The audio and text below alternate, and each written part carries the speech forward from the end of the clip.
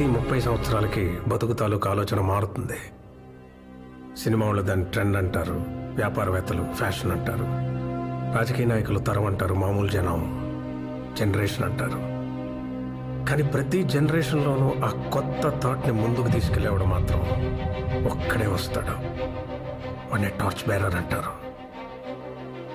వెళ్తున్నాడు చూసావా బాలరెడ్డి, వాడే ఆ టార్చ్ బేరర్.